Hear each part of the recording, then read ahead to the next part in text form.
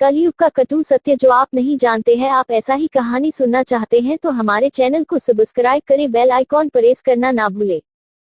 पांडवों का अज्ञातवास समाप्त होने में कुछ समय शेष रह गया था। पांचों पांडव एवं द्रौपदी जंगल में छुपने का स्थान ढूंढ रहे थे। उधर शनिदेव की आकाश मंडल से पांडवों पर नजर पड़ी। शनिदेव के मन में विचार आया कि इन सब में बुद्धिमान कौन है, परीक्षा ली जाए। शनिदेव ने एक माया का महल बनाया। कई योजन दूरी में उस महल के 4 कोने थे, पूरब, पश्चिम, उत्तर, दक्षिण। अचानक भीम की नजर महल पर पड़ी और वो आकर्षित हो गया।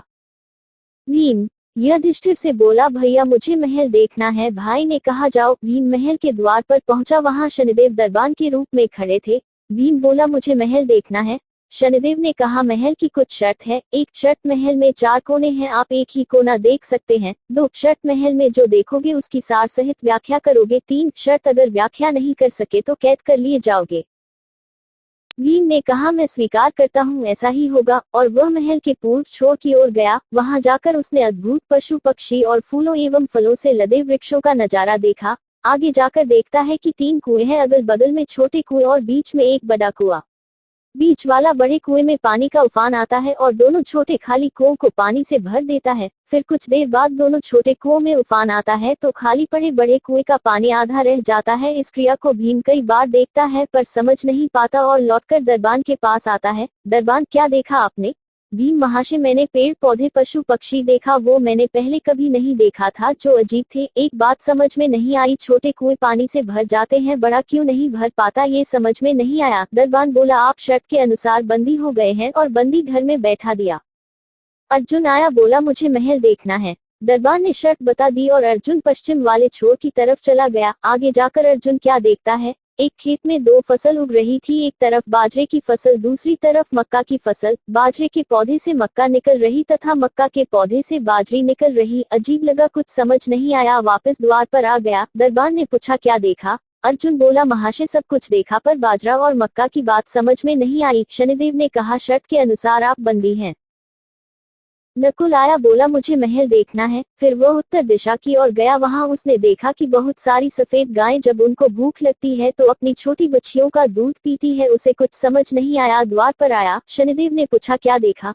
नकुल बोला, महाशय गाय बच्चियों का दूध पीती है, यह समझ नहीं आया, तब उसे भी बंदी बना लिया।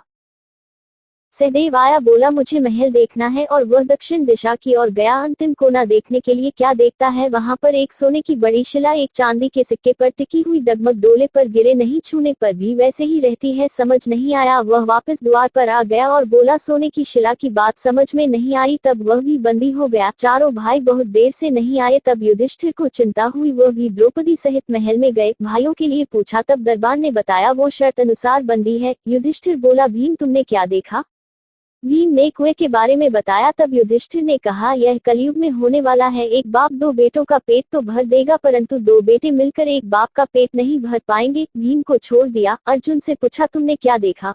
उसने फसल के बारे में बताया। युधिष्ठिर ने कहा, यह भी कलयुग में होने वाला है। वंश परिवर्तन अर्थात ब्राह्मण के घर शूद्र की लड़की और शूद्र के घर बनिए की लड़की ब्याही जाएंगी। अर्जुन भी छूट गया।